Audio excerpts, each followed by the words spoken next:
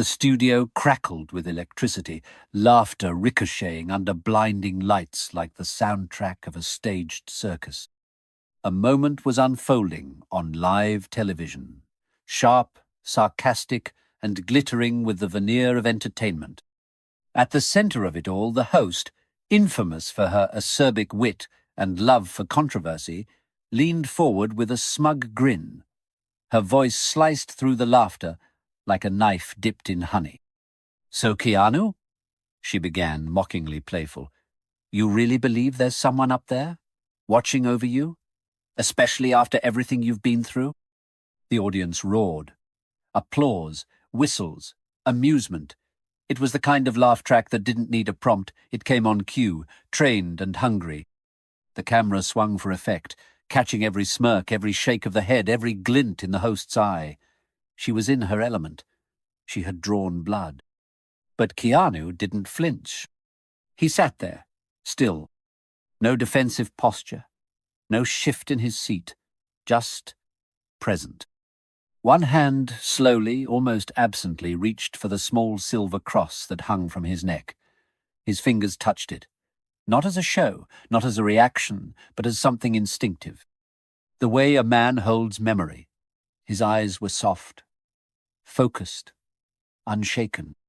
He didn't answer. Didn't meet the laughter with rebuttal. Didn't rise to the bait. He just breathed and felt. The camera caught it, the moment stretching longer than it should have.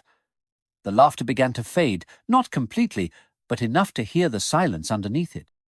A strange tension stirred at the edges of the frame, something intangible, a crack in the rhythm of the show.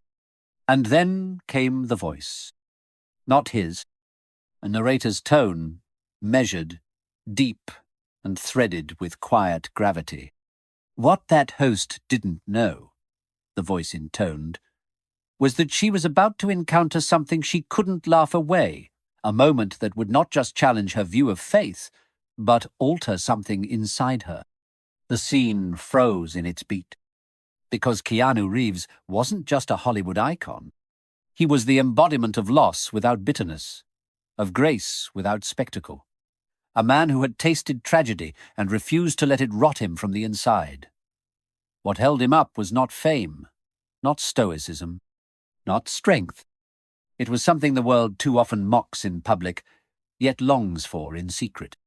Faith. And tonight, in front of millions, faith wasn't about preaching. It wasn't about dogma or doctrine. It was about what happens when stillness is louder than words. And so, while the host basked in the laughter, while the audience enjoyed the surface, something beneath it all had already begun to shift. Stay with us. Because what unfolded next wasn't just a talk show moment, it was a reckoning. The studio lighting crisscrossed in dramatic patterns, casting sharp white beams that danced across the gleaming black walls like stage swords. Every inch of the set had been crafted for spectacle, its shine, its symmetry, its edge. The crowd buzzed with energy, the kind that came not from admiration but from anticipation. They weren't there to witness a conversation.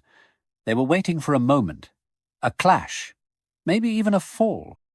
The host stepped onto the stage with practiced flair, her signature smirk already in place. She waved, she basked, she owned the space. Her brand had always been part entertainment, part dissection. Guests didn't just sit, they were tested. Sometimes humiliated. That was the deal. "Ladies and gentlemen," she announced into the camera, her tone rich with irony, "he's an actor, a producer, a motorcycle fanatic, a legend, and apparently some say a monk in disguise. Please welcome the man, the myth." She paused for effect, letting the crowd fill in the name. Keanu Reeves. The reaction was immediate, deafening. Applause thundered through the studio, bouncing off every wall. People stood, shouted, cheered, louder than they probably meant to. Keanu entered with a walk so calm it almost defied the chaos around him. No fanfare, no overperformed charm, just a quiet presence. He wore dark jeans, a black blazer, a simple charcoal t-shirt, and from his neck, hanging just above his heart, was the silver cross. It didn't glint in the light, it absorbed it, as if even it understood the weight of this moment. Keanu smiled gently, offering a nod to the audience. No wave, no grand gesture. He moved as if he'd lived through this scene before, not just in studios, but in life. And every time, he chose stillness. He took his seat across from the host. She leaned back with the confidence of someone convinced she held the upper hand. The first few minutes played like any late-night talk show segment. Predictable, easy. She tossed softballs, upcoming roles, behind-the-scenes anecdotes, a few jabs at his famously private life. Keanu answered them all with grace, measured, polite, almost monk-like in tone. He didn't try to be funny. He didn't try to out-charm the crowd. But that didn't make him boring. It made him grounded. The audience laughed, smiled, applauded. And then, almost imperceptibly, the temperature of the room shifted. It always did on this show. The host changed her posture slightly, leaning in with that glint that signaled a pivot. Her questions took on a sharper edge, as if she'd just remembered why people watched in the first place. "So, Keanu?" she said, flashing teeth that looked more like weapons than a smile. "You seem like a grounded guy, maybe even spiritual."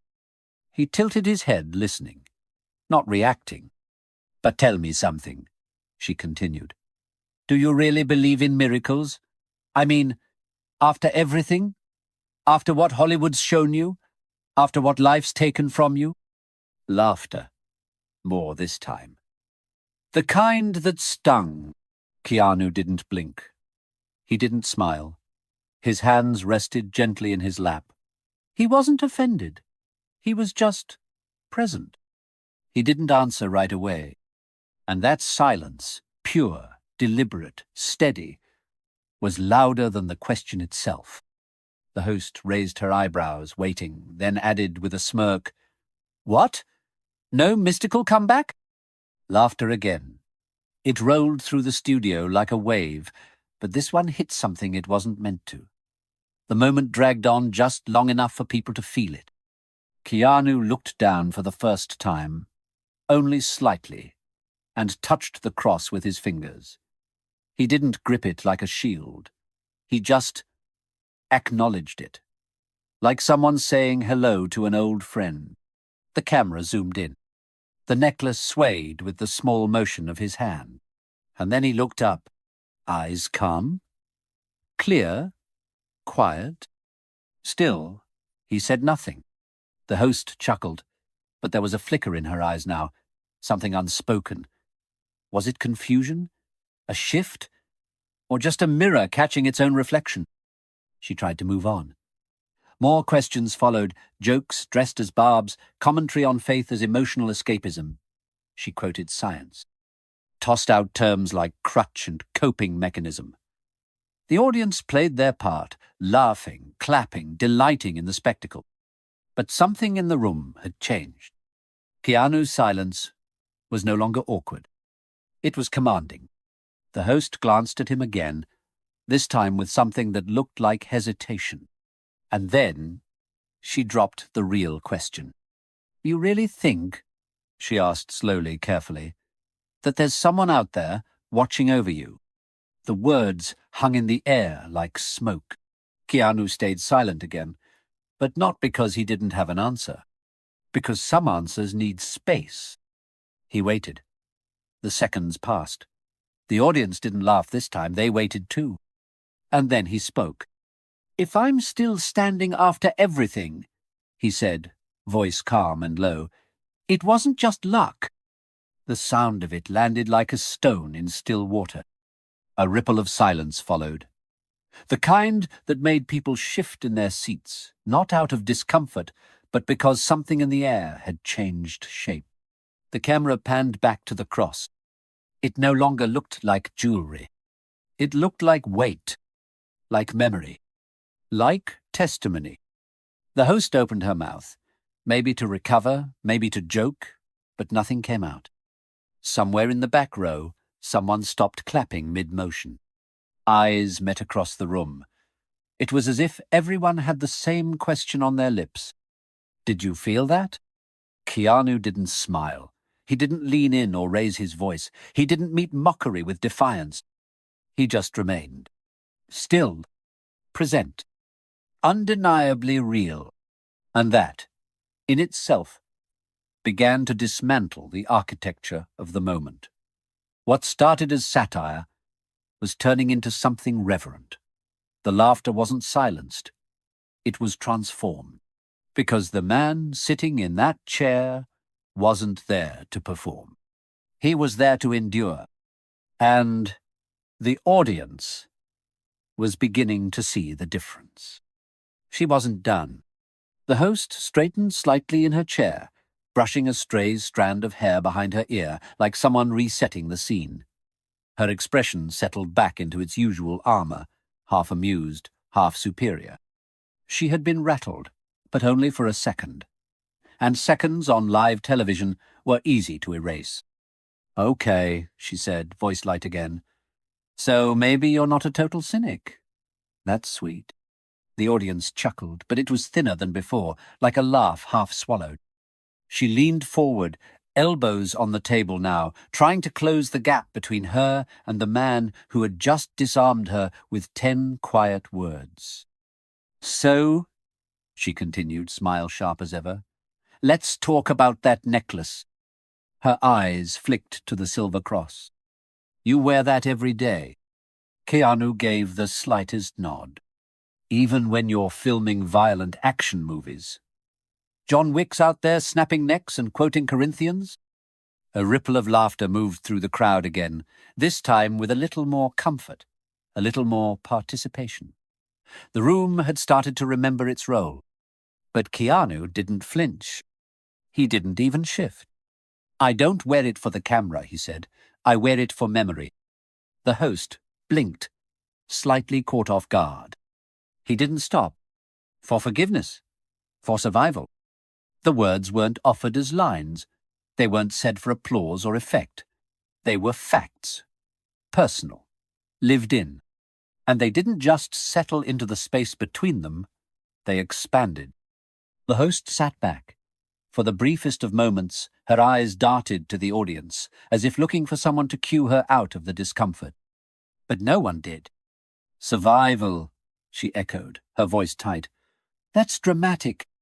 Keanu gave a small shrug.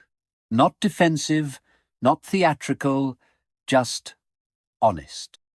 There was a pause. She hated pauses. And so she broke it, the way she always did, with a smirk and a joke. "You know what I always say," she said, raising her voice to include the crowd again.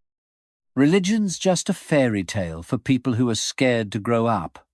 All that divine plan stuff? Sure, it's comforting.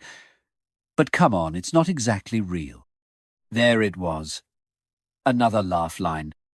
This time it landed harder. A few claps, a whistle from the back. She smiled like a woman who had just regained footing. But something in her smile didn't quite reach her eyes. Keanu sat unmoved. His fingers brushed the cross again, not as reaction, but ritual. He didn't respond. And that, somehow, said more. The camera lingered. The lighting above dimmed subtly, almost imperceptibly. Enough for the room to feel it without knowing why. The studio had been built for performance. But in that moment, it started to feel like something else. A confessional. A courtroom. A church. The narrator's voice returned, soft, reflective, just above a whisper. What the world saw was a man being challenged. What they didn't see was the road that brought him here. The image on screen changed. Not live, but faded. Color drained from the feed, replaced by grayscale flashes, like a memory surfacing. A funeral.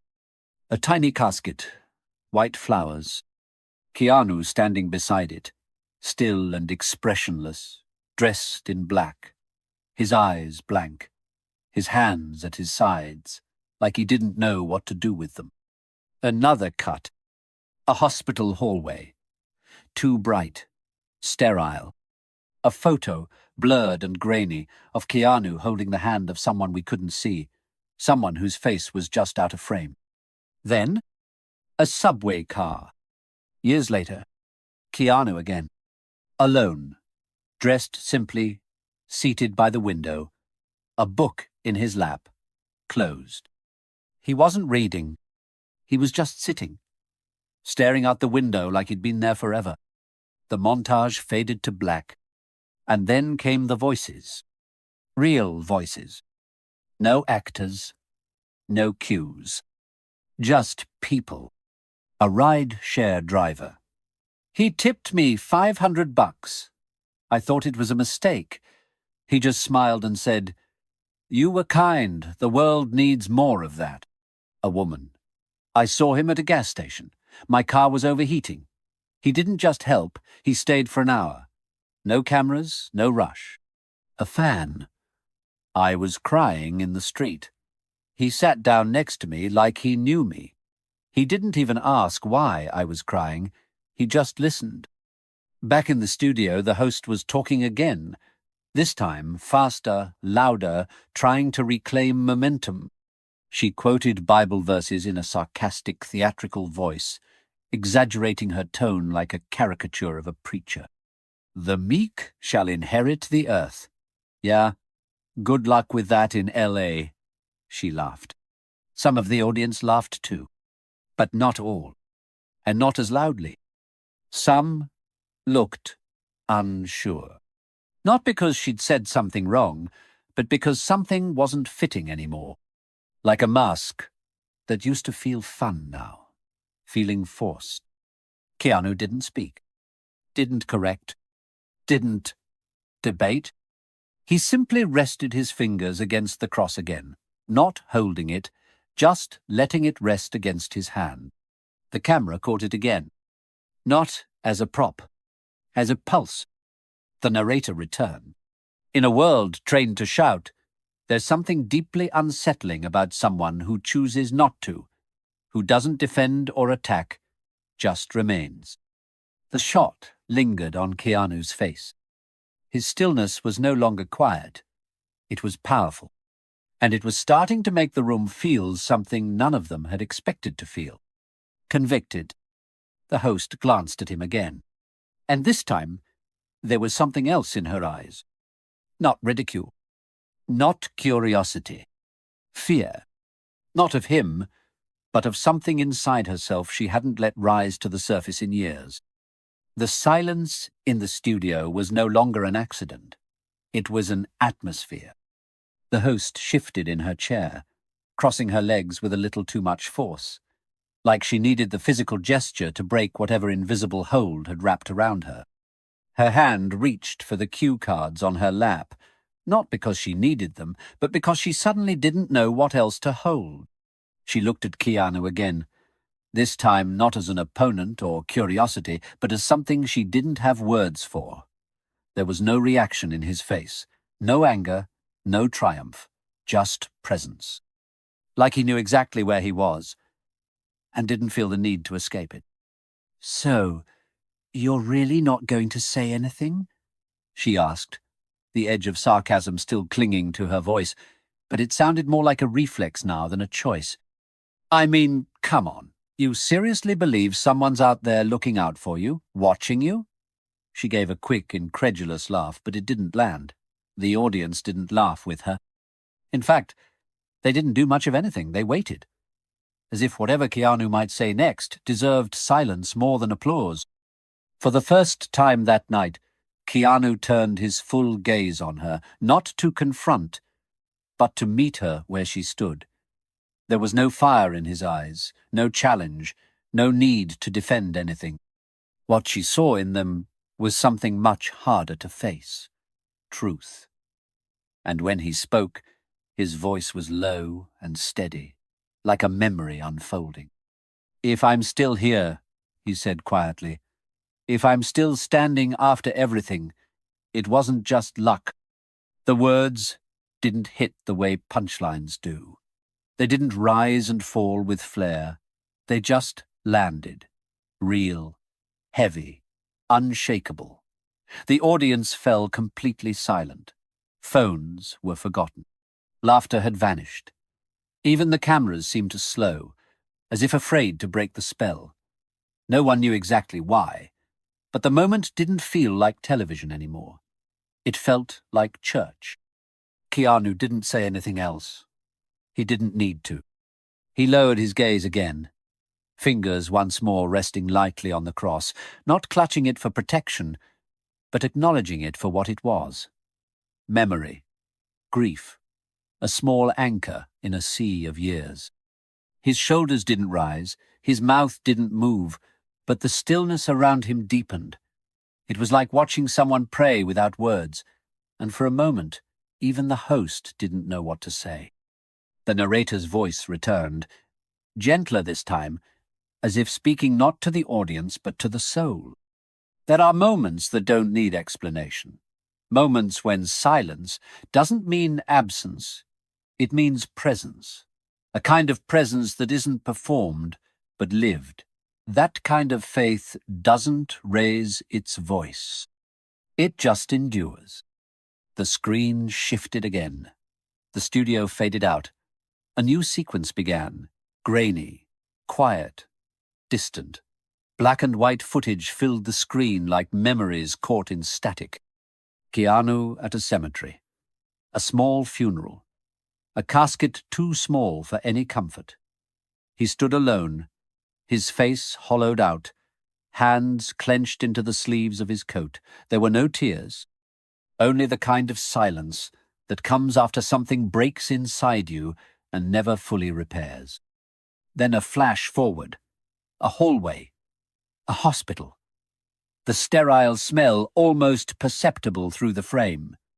A woman's hand in his, thin, tired, almost gone.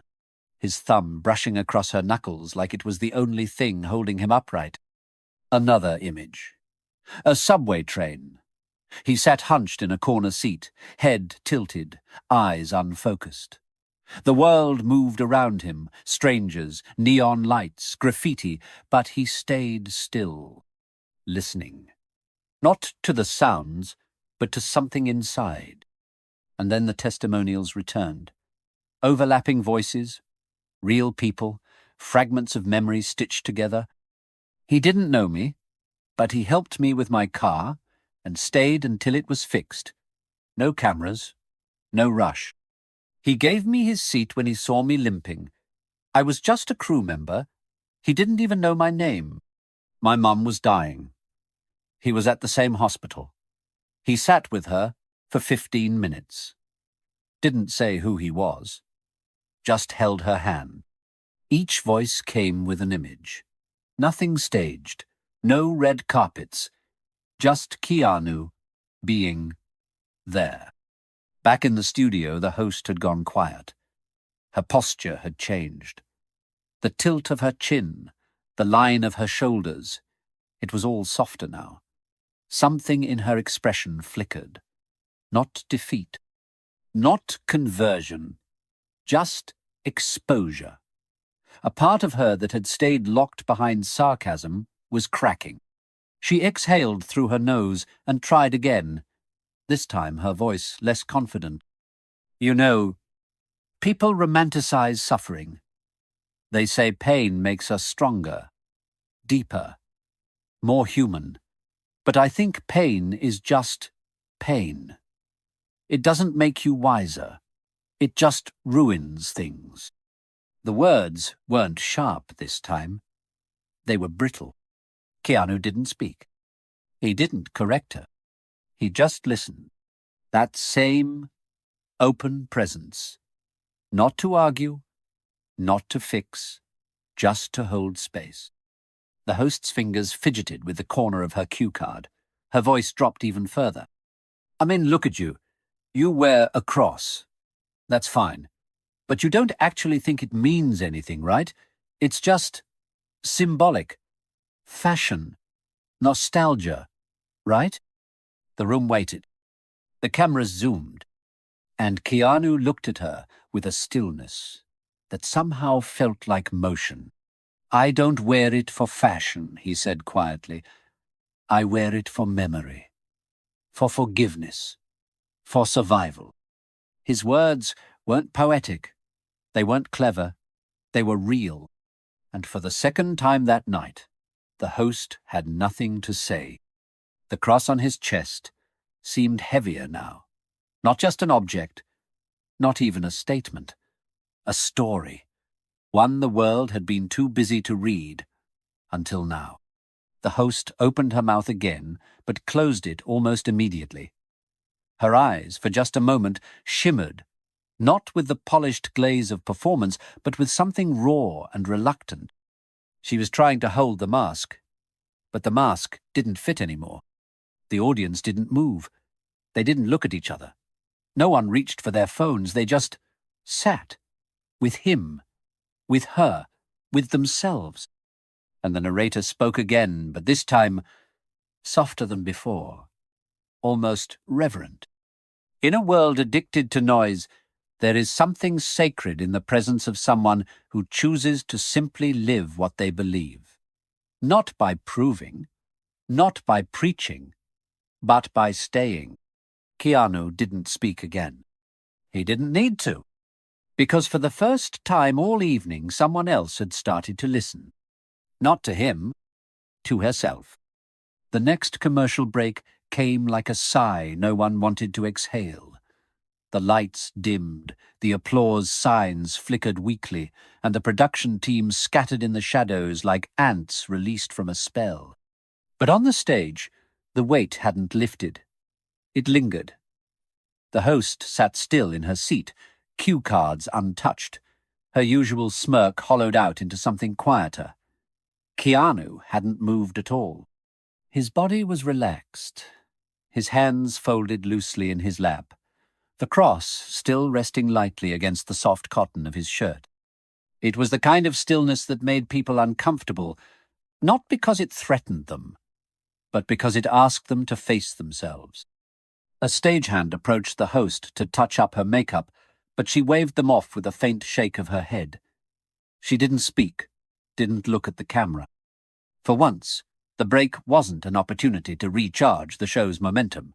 It was a pause, filled with silence, heavy and necessary. The host glanced down at her hands. One of them was trembling slightly. She gripped the arm of her chair, then released it, like she couldn't decide whether she wanted to stay grounded or let herself fall. There was something in her eyes, something unfocused, like she was seeing an old memory she didn't know she'd stored away. When the show resumed, the lighting returned to normal, but everything else remained off. The audience didn't cheer quite as loudly. The music that played as the host welcomed them back felt oddly out of place, like it belonged to another kind of program. And she knew it. She cleared her throat, smiled.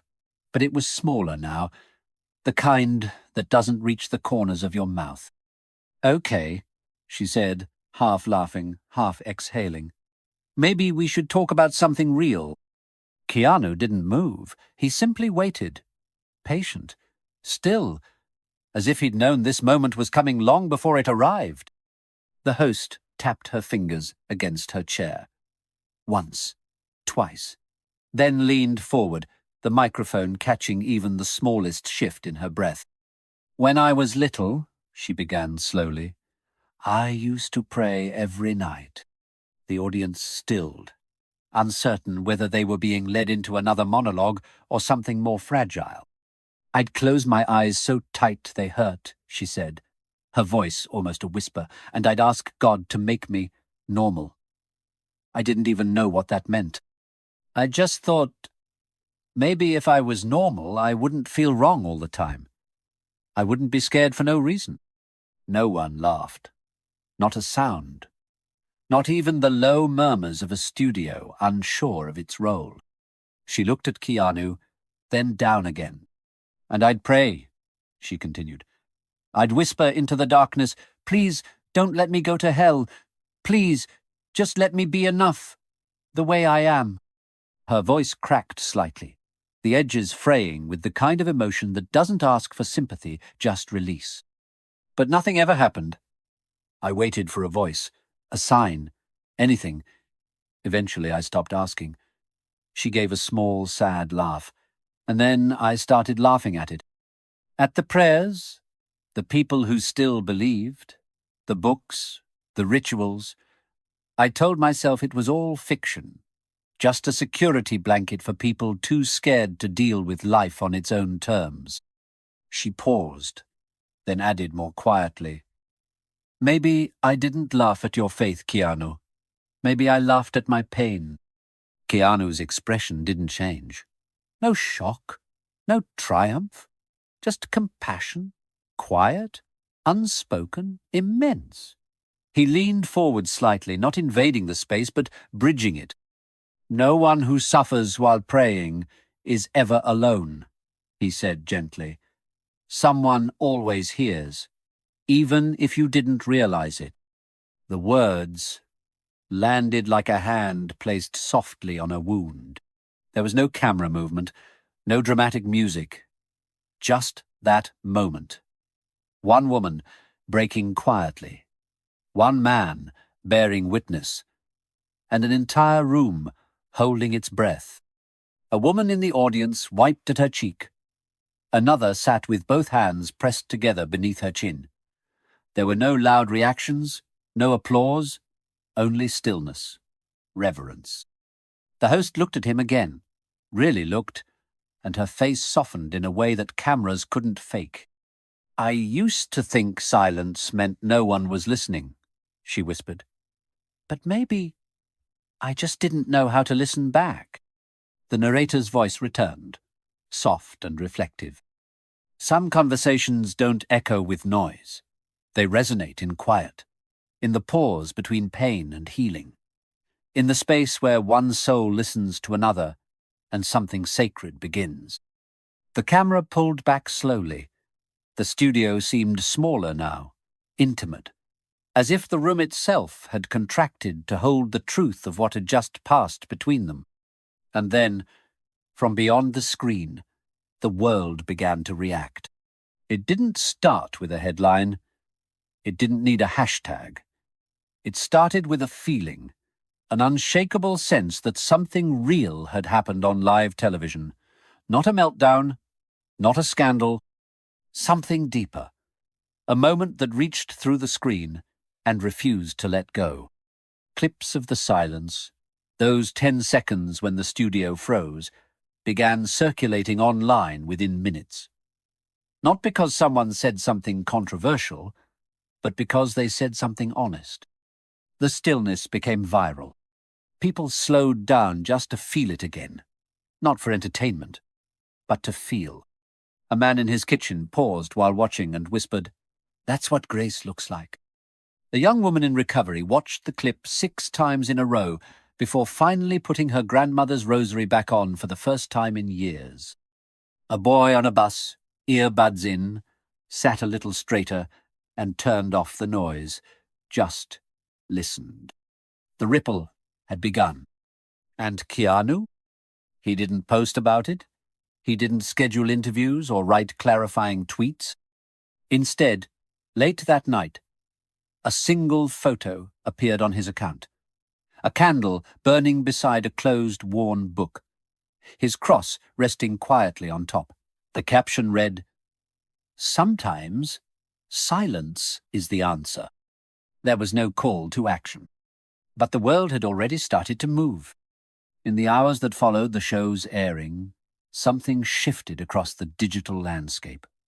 Not with the fury of outrage, not with the chaos of scandal, but with the quiet pull of collective awakening. The clip of the moment, those few seconds when Keanu said, "If I'm still here, it wasn't just luck," circulated faster than any punchline, meme, or takedown ever had. But it wasn't just that one line. It was the stillness after, the silence that followed.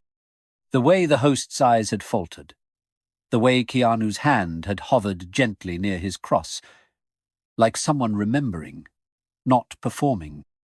There was no shouting in the comment sections, no debate about what he had meant.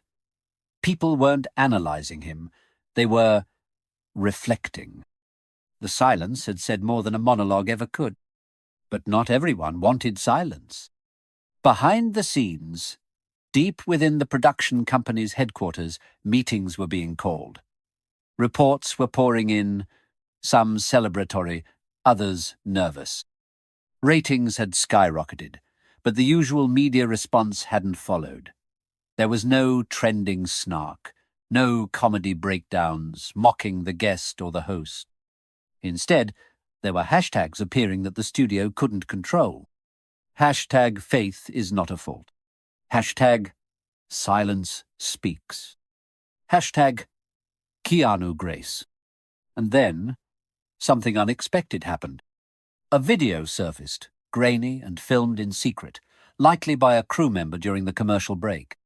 At first, it seemed like standard behind-the-scenes chatter, producers giving notes, assistants passing headsets. But then came a voice, sharp and distinct. "We want the God stuff pushed," it said. "She needs to poke him, get a reaction. That's what drives clips." Another voice followed. "You sure he won't fight back?" "Exactly," the first replied. "That makes it better. He won't. That's why it works." The clip hit the internet like a lightning strike. At first, viewers weren't sure if it was real. But within hours, a former producer stepped forward. Visibly nervous, he posted a video of his own, facing the camera with shaky hands and tired eyes. "I worked on that show for 3 years," he began. "There were always instructions, some subtle, some written outright. The goal wasn't conversation, it was reaction, especially with spiritual guests. They wanted tension. They wanted clips that people would fight over online. They knew Keanu wouldn't shout or defend himself. That was the point. They thought they could break him in silence." He hesitated, then added, "I saw the script notes for that night. They planned it. They wrote lines for her. They told her to challenge him on faith, because they thought that would go viral." He didn't say more. He didn't need to. Screenshots of internal memos followed. Jokes about Jesus mode. Sarcastic lines about loss and miracles. Comments on baiting the saint. The studio's intent was clear. It hadn't been an interview. It had been an ambush. But they'd miscalculated one thing. Keanu didn't fight. He didn't retreat. He didn't engage. He just stayed. And in doing so, he'd turned the entire strategy into something else, something they couldn't script. The response from the public was swift, not with fury, but with depth.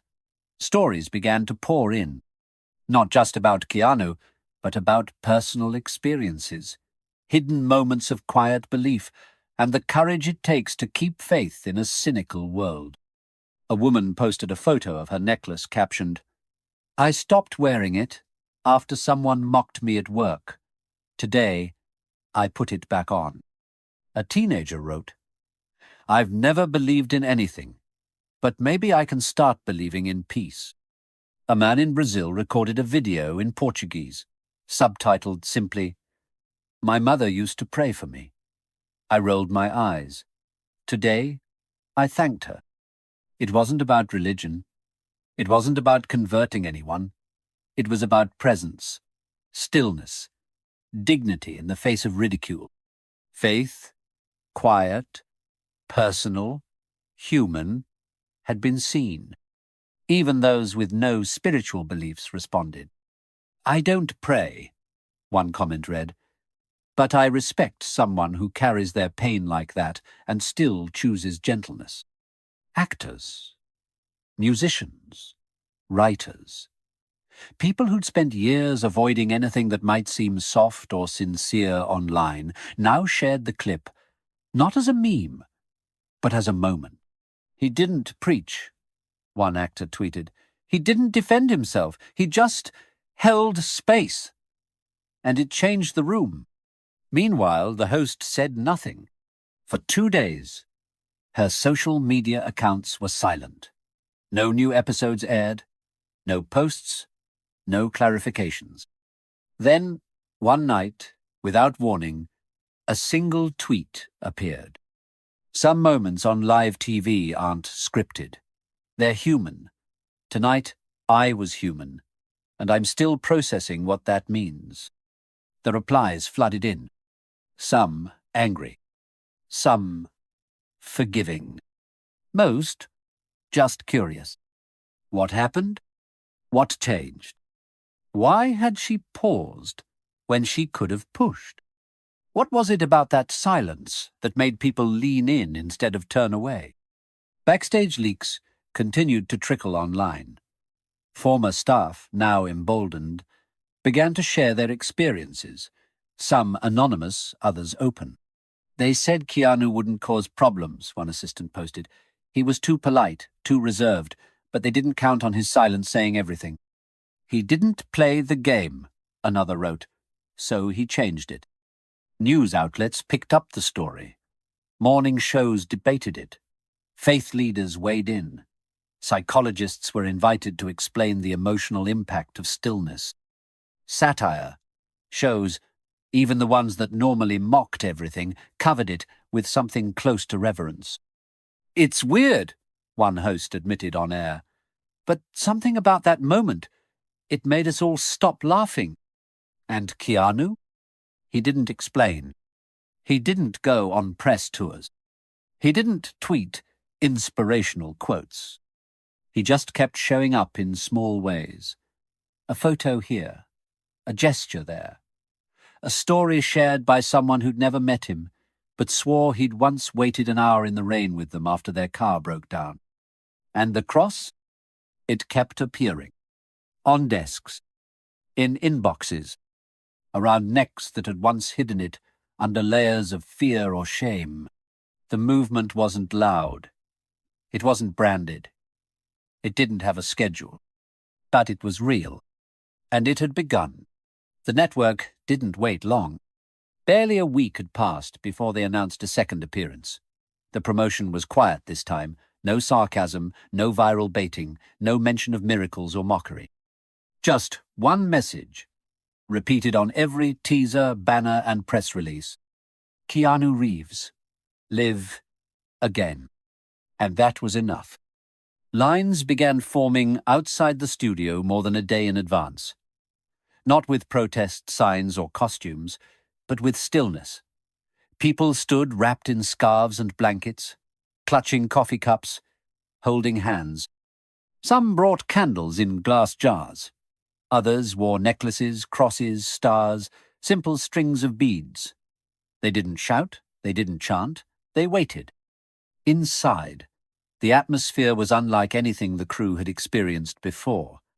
Normally there was music, laughter, chaos. But tonight, even the staff moved more quietly. The lights were dimmed a little lower than usual. Voices were hushed. The sound tech rehearsed the intro music twice, then faded it out completely before the taping began. It wasn't nerves. It was reverence. The host entered the green room an hour before the show and stood staring at her reflection. She wasn't wearing the flashy blazer she usually chose. Her makeup was lighter, her eyes softer. In her hands, she held nothing. No cue cards, no scripted jabs, just herself. Backstage, a young producer approached her carefully. "Are you sure you're ready for this?" She nodded. Not quickly, just once. "I'm not here to be ready," she said. "I'm here to be real." When showtime came, the audience filed in. Not rowdy, but present. They didn't look like they were waiting for a celebrity. They looked like they were waiting for something they couldn't name. Signs appeared in the front row, handwritten on paper and cardboard. Silence speaks. More Keanu. less noise. Faith is not a fault. And then he walked in. Same quiet steps. Same black blazer, dark jeans, charcoal shirt, same cross. The moment he appeared, the crowd didn't erupt. They didn't shout or cheer or whistle. They stood, not on cue, not because they were told to. They stood as one and watched him walk to the center of the stage. He didn't wave. He didn't bow. He just nodded, gently, sincerely, and took his seat. The host followed moments later, walking slower than usual. Her smile was there, but it wasn't performance anymore. It was gratitude, delicate and raw. "Keanu," she said softly as she sat across from him, "thank you for coming back." He smiled faintly. "Thanks for the invitation." There was no laughter, no banter. She took a breath. "I wanted to ask you how you felt after the last time, what that experience was like for you." But before he could answer, the studio lights flickered. Not dimmed for effect, not planned. A sudden, sharp pulse. The monitors behind them glitched. Screens blinked to black. The faint hum of power faded into a strange, enveloping quiet. Then, nothing. Total silence. The mics went dead. The lights dropped to emergency glow. 10 full seconds of complete stillness. No movement. No sound. Even the cameras froze. And through it all, Keanu didn't move. He sat with his hands resting gently in his lap, the cross still visible against his shirt, catching the soft, ambient glow of backup lighting. The host stared at him, wide-eyed, not afraid, but overcome by something she couldn't name. No one in the audience moved. No one whispered.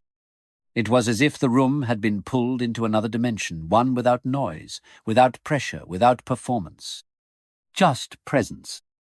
And then, as abruptly as it began, the systems returned. Lights stabilized. Mics came back online. The monitors resumed their looped graphics. But something had shifted. The host sat in stunned silence. Her eyes welled up, not from fear, not from confusion, but from something deeper. She turned to Keanu, her voice a whisper. "I don't know what that was." Keanu looked at her, and in the gentlest tone replied, "It wasn't about winning a debate," he said. "It was about touching a soul." Another silence followed. This one chosen. No one clapped. No one spoke. Even the crew didn't dare cut away. Because in that moment, the audience wasn't watching television. They were witnessing something they couldn't rewind or explain. They were witnessing stillness. And being asked, maybe for the first time in their lives, not to react to it, but to feel it. Later, the technicians would blame it on a system reset. A voltage surge, they said. A glitch in the studio's power grid caused by overlapping audio commands and a temporary failure of the backup servers. But no one in the room truly believed that. Not after what they'd seen. Not after the way Keanu sat there, still, unshaken, almost expectant, as if he had already made peace with something no one else could name. The host was the first to speak after the silence broke. Her voice was trembling now, raw in a way it had never been, not even in her most confessional segments. I don't know what that was," she said again, her eyes still locked on Keanu. "But I felt it. I mean, I really felt it." Keanu didn't respond immediately. He simply met her eyes, with the same unshakable calm that had carried him through grief, through pain, through years of silence the world never saw. And maybe that was the answer. The host exhaled shakily, then laughed, but not the sarcastic kind, the kind that comes from being on the edge of something you don't know how to control. She looked down at her hands. now resting on the table between them. "You know," she said, voice quieter than ever, "I used to think the world was something you had to conquer, that you had to be loud, funny, sharp. Like if you didn't out-talk it, it would eat you alive." Keanu said nothing. He just listened. "And so I built this armor. Sarcasm, wit, control. I told myself it was strength, but it was fear. I mocked everything that made me feel vulnerable, especially faith." She paused, swallowing hard. The audience was silent, breathless, leaning in without moving a muscle. "I told myself people who prayed were weak, that people who wore crosses or meditated or lit candles were just scared of being alone." Her voice cracked. "But maybe I was the one who was scared. And maybe I didn't mock your faith, Keanu. Maybe I just couldn't face the fact that I'd buried mine." She looked up at him now, tears visibly pooling. "I used to pray," she whispered. "When I was a kid, every night, I begged for peace, for answers, for someone to hear me. But when nothing came, I gave up. I thought silence meant no one was listening." Keanu leaned in slightly, not to dominate the moment, but to meet it. "Sometimes," he said softly, "silence isn't absence. It's presence, but it takes time to hear it." She covered her mouth for a second, the emotion overwhelming her. Then she nodded. "I think I heard it tonight," she said. "I think I finally stopped talking long enough to listen." From somewhere in the audience, a quiet sniffle, a soft exhale. The space held them all like a vessel being filled with something fragile and bright. The narrator's voice returned, quieter now, reflective. "Sometimes the loudest confessions are whispered. Sometimes the greatest transformations happen in real time, not with fanfare, but with bare honesty. And sometimes the person who seemed furthest from grace was only ever one still moment away. No one moved, not even the crew. The moment stretched, not in awkwardness, but in reverence.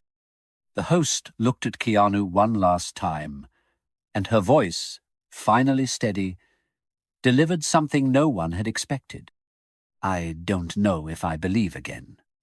I don't even know where to start. But if there is something out there, someone, maybe they sent you here not to convince me, just to be." Keanu didn't smile. He nodded.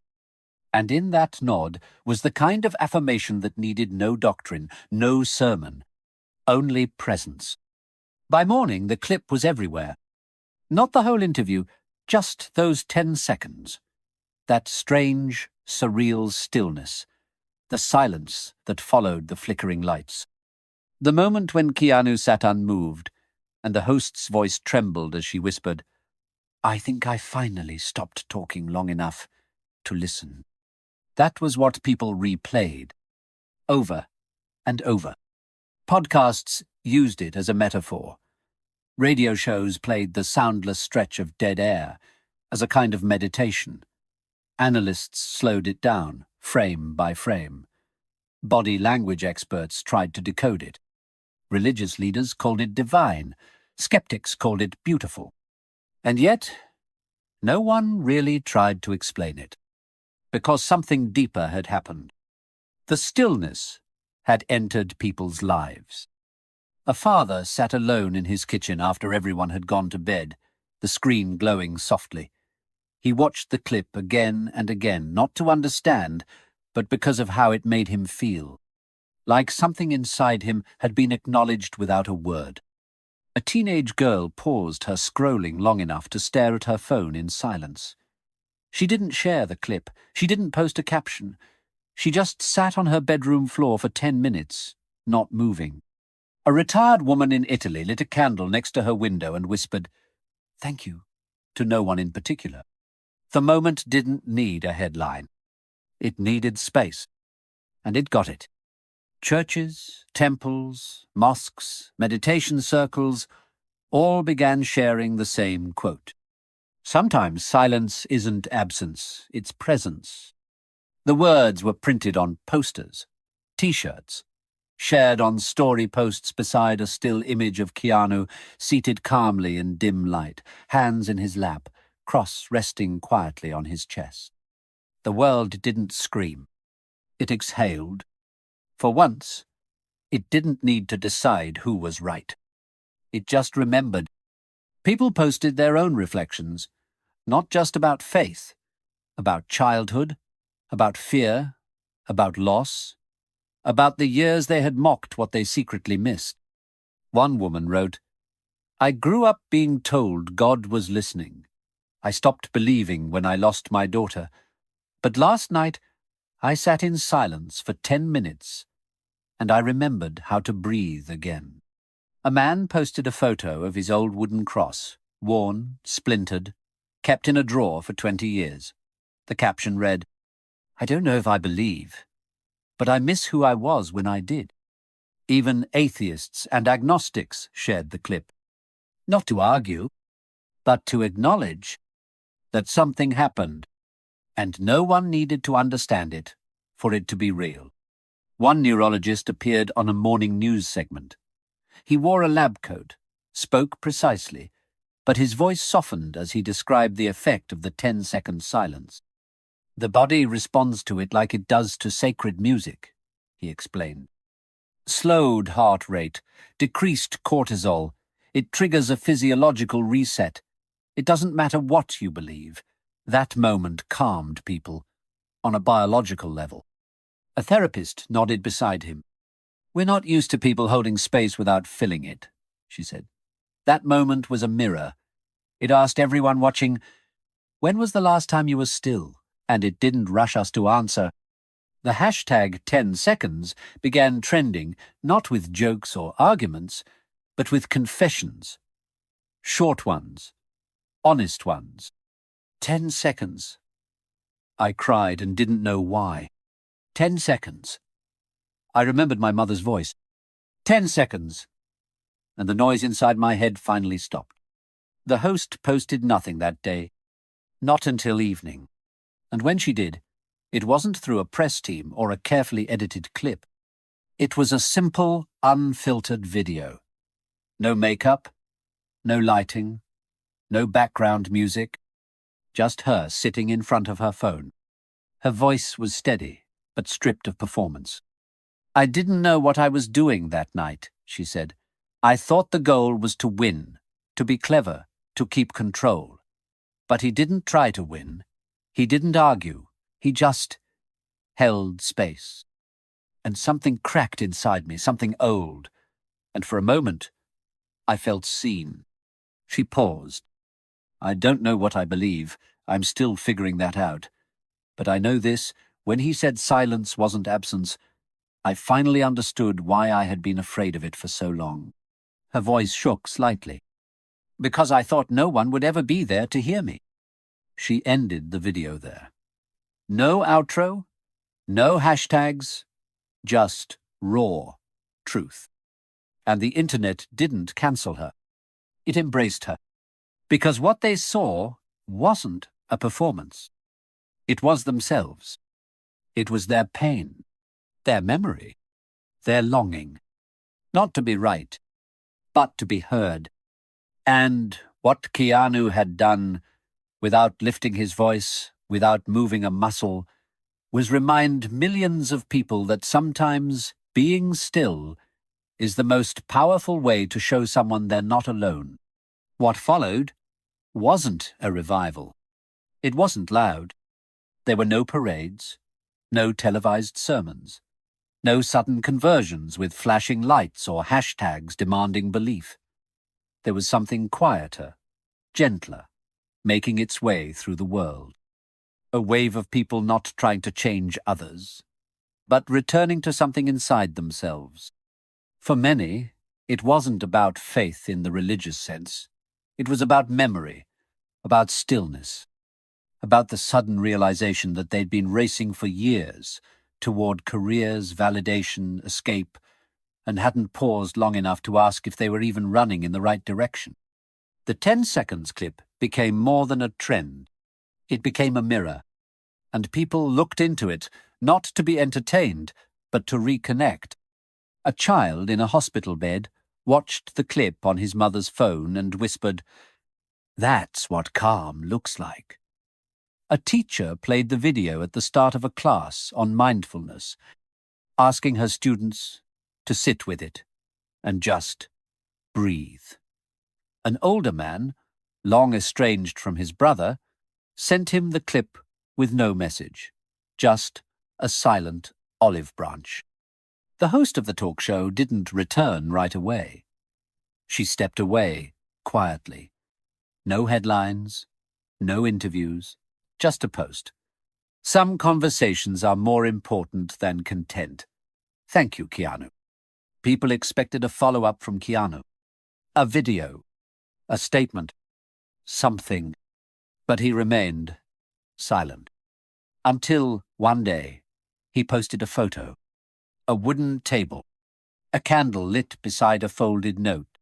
The cross resting gently atop a closed, worn book. No caption. The internet filled the silence for him, not with speculation but with reflection. One person wrote, "He never had to say more. The message was always there. We just weren't quiet enough to hear it." A small wave of change moved through people's lives in subtle ways. A woman in London who hadn't entered a church in 15 years slipped inside one afternoon, not for answers, just to sit. A teenager who had spent the last year numbing his grief with distraction took off his headphones, closed his laptop, and for the first time sat on the edge of his bed and let the silence in. A former priest who had lost his faith during a personal tragedy found himself standing in his kitchen, whispering a prayer he hadn't spoken in a decade. "If you're there, I'm listening." And across every platform, on every screen, was the same message, sometimes written, sometimes just implied through still images and quiet music. Faith doesn't have to shout. It didn't matter if people believed in God, or the universe, or just the fragile hope that maybe pain wasn't the end of the story. What mattered was that they had been given permission to stop pretending they didn't care, to sit in silence without shame, to feel something without explaining it. In that way, Keanu's cross became more than a symbol. It became a story, one that people carried with them, not to preach, but to remember, because there had been a time, long before the lights, the show, the glitch, when Keanu had stood at a grave too small, held a hand going cold, sat alone on a train while the world rushed past, and instead of letting that break him into bitterness, he turned it into stillness, into presence, into grace. And that was the legacy. Not the movie roles, not the fame, not even the moment of television history. The legacy was that when the world tried to pull him into noise, he stayed quiet, and by doing so, gave others permission to listen to their own souls. Weeks passed, and yet the moment hadn't faded. It hadn't been overtaken by the next scandal or viral sensation. It hadn't dissolved into satire or spin. In a world used to cycling through stories at the speed of outrage, something about this one remained. Not because it demanded to, because it waited. That 10-second silence, what some still called a glitch, wasn't replayed for shock anymore. It was used in places where stillness had long been forgotten. In therapy sessions, in classrooms, in living rooms where people once couldn't sit alone with their thoughts for more than a few minutes. There were reports of meditation studios playing the clip at the start of group sessions. Hospitals began offering quiet minutes with the words "you were heard" displayed on screens. Even funeral homes started incorporating a brief pause in services, not with music or eulogies, just space. Time to remember without rushing. Keanu never commented. He didn't need to. He had become something people didn't worship, but respected. Something they didn't follow, but carried. More and more, stories began surfacing. Not press releases, not media pieces, just stories. A barista in Oregon who kept a small wooden cross under the counter next to a handwritten note that read, "Still here." A school in the Philippines where the morning bell was replaced every Friday by 10 seconds of silence. A subway station in Prague where a mural appeared overnight. Keanu, seated calmly, head bowed. No slogans, just the image. Below it, etched into the tile, were the words, "Faith isn't weakness, and silence can be holy."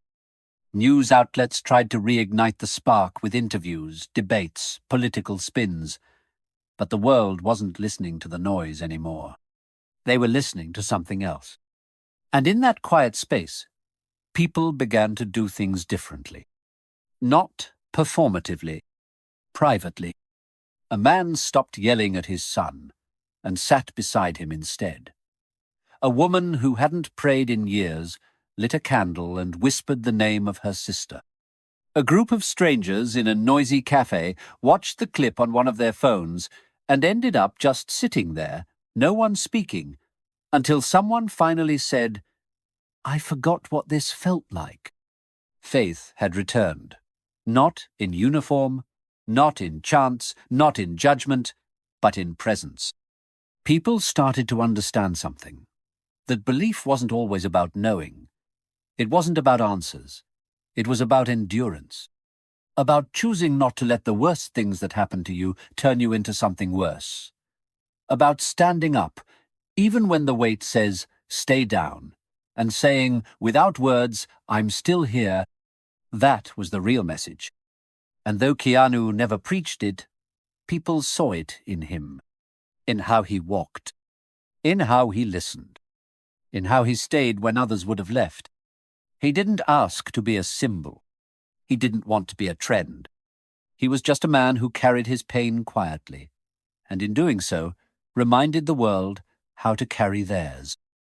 And for that they thanked him not with applause, but with silence. She didn't know why she returned. There was no contract, no deadline, no pressure from the network. The cameras hadn't rolled in weeks.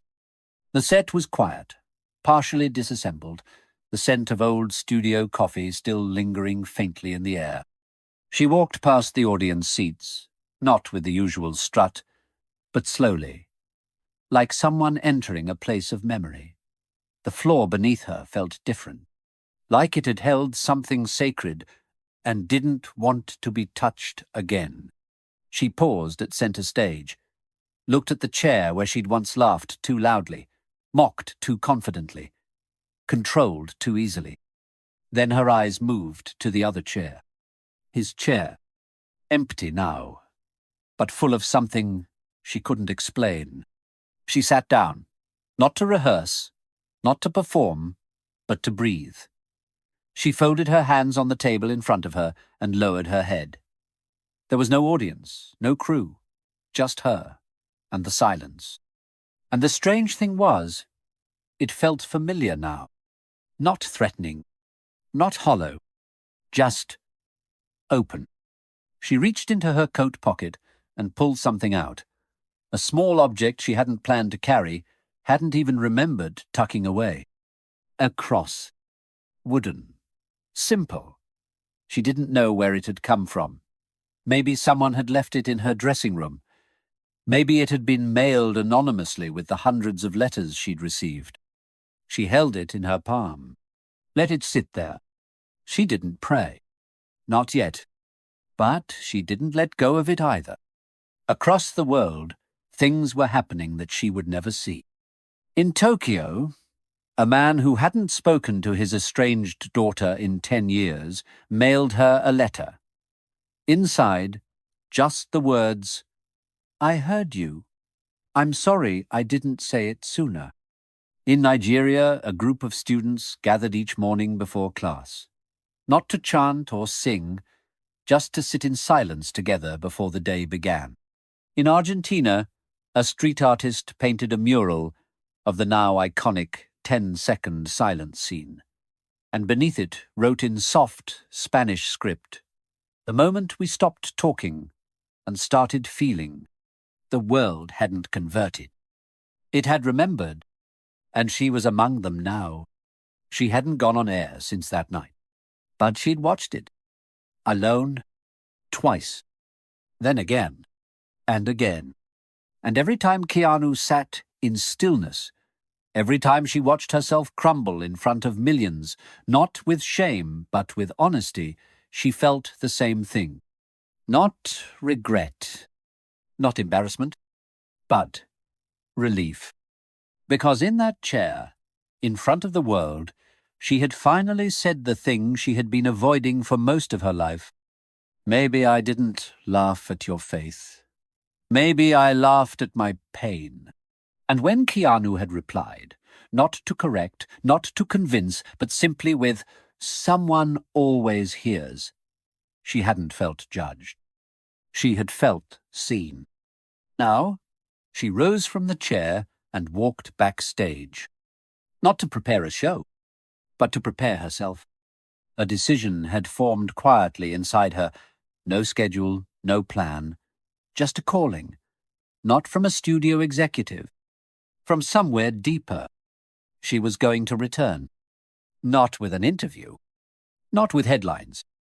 But with a message. Not for Keanu. Not even for the audience. But for herself. Because now, when she looked into that silence, she didn't feel mocked by it. She felt invited. And she was finally ready to listen. The network didn't know what to do with her request. She asked for no graphics, no guests, no applause signs, no promotional materials. Just a chair, a single camera, and 10 minutes of air. They hesitated, of course. 10 minutes of unscripted silence on national television was a nightmare for advertisers, a death sentence for ratings. But something in her voice had shifted. It wasn't a pitch or a plea. It was clarity. And they agreed. The studio audience was not invited. No warm-up act, no teleprompter. Just her, seated in the center of the frame, wearing a black turtleneck and soft, unstyled hair. Her makeup was minimal. There was nothing to distract from her face. Tired, clear, open. She looked into the lens for a long moment before she spoke. No music. No cue. Just a breath. And then, "I don't know what this is," she said. "I don't know what you call it. A statement? A confession?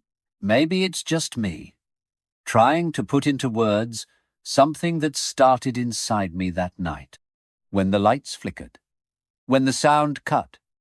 When I looked into the face of someone who didn't try to win." She paused, eyes not wavering.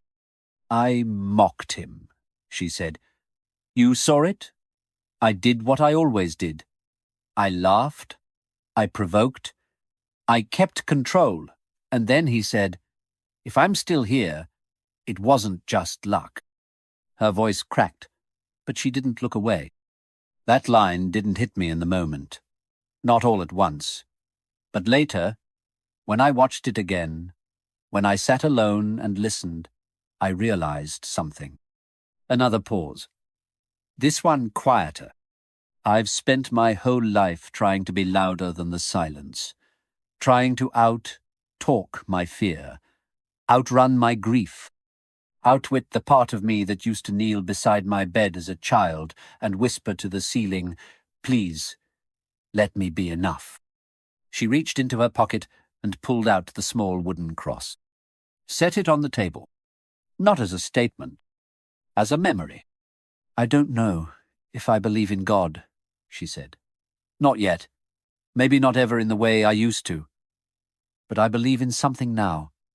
I believe in the pause, in the breath, in the quiet between pain and healing." And I believe that when we stop mocking what we don't understand, we start remembering what we forgot to love. She looked down, gathering herself, then continued. I'm not here to preach or to convert. I don't even think this is about faith, not the way we define it. I think it's about honesty, stillness, presence. Then she looked up, into the camera, into the homes and hearts of millions. And if you've ever felt like your silence meant no one was listening, I want to tell you, you were heard. You still are. She nodded once. No outro, no signature sign-off, no slogan. The screen faded to black. No credits, just silence. And in that silence, across the country, in living rooms and bedrooms and train stations and hospital rooms, people cried.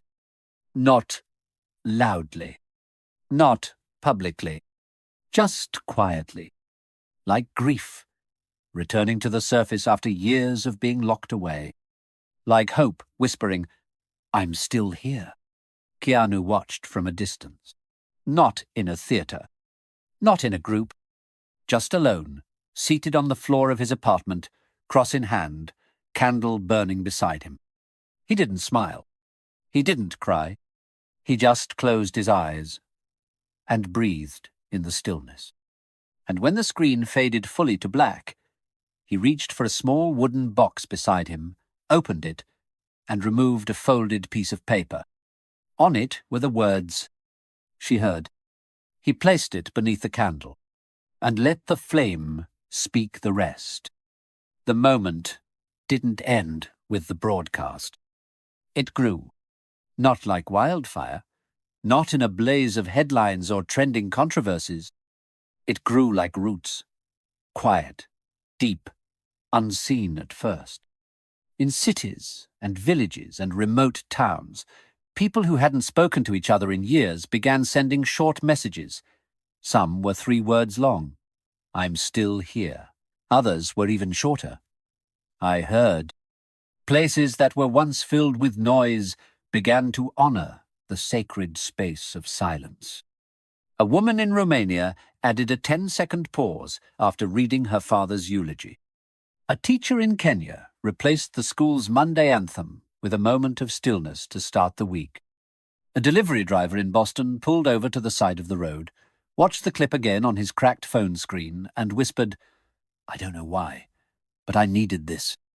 No sermons, no hashtags, just quiet recognition. At a military base in Germany, a chaplain gave a speech about resilience. Halfway through, he stopped, played the clip, and stood in silence with the soldiers. In South Korea, a group of high school students recreated the scene for a video project, not to imitate, but to feel it for themselves. The final frame of their video showed every student holding a handwritten sign with their own 10-second truth. One read, I wanted to die, but I'm still here. The clip crossed language, religion, politics. It didn't ask anyone to change. It didn't argue. It didn't explain. It just was. Like Keanu, he never claimed ownership. He never appeared on follow-up specials or morning shows or magazine covers to reflect on the phenomenon. He continued with his life. Filming, riding, reading, listening. But something had changed. Not in how the world saw him, but in how people saw themselves when they remembered him. He had become a mirror, a still one, not showing them what to become, but reminding them of what they hadn't lost. The right to believe, not just in God, in grace, in goodness, in the idea that faith doesn't have to be loud, dramatic, or wrapped in certainty. Sometimes it's simply staying kind when it would be easier to be cruel, choosing stillness when anger is available, choosing forgiveness when silence has turned cold. Back in the studio, the host never returned to her old format. She reimagined the show entirely. No guests, no panels, just people, ordinary and extraordinary, sitting in a circle with her, and speaking about what they had lost, what they had survived, what they still hoped for. She called it Still Here. The very first episode ended, not with applause, but with a candle lit for someone watching in silence. A small message appeared on screen as it faded out. You don't need to believe everything, but believe this: you're not alone. And Keanu? He continued as he always had, quietly, without spectacle. But the world didn't forget. They remembered him in moments. When someone paused before replying in anger, when someone lit a candle without explaining why, when someone picked up an old cross, an old photo, an old part of themselves, and just sat with it. The final images are never staged. They're real. A child curled in her grandmother's arms, both watching the clip, holding each other through tears. A man kneeling alone in a dark room, not to perform, but to rest. A group of teenagers sitting on a rooftop at dusk, no music, no words, just sharing a silence. They all suddenly understood. And Keanu, walking through a park in the early hours of morning, long before the city wakes. The air is still, the light soft, the cross resting gently against his chest. He stops near a bench beneath a tree, takes a seat, closes his eyes, and just breathes. Not in memory of fame, not in reaction to praise, just presence, stillness, grace.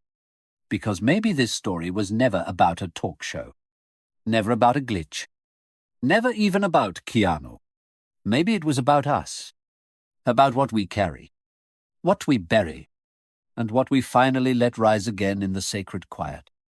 The final screen fades to black. No narration, just silence. And in that silence, something stirs, not loudly, not urgently, but clearly. A whisper, not in sound, but in feeling. You were heard. You are still here. And that's enough. That has always been enough.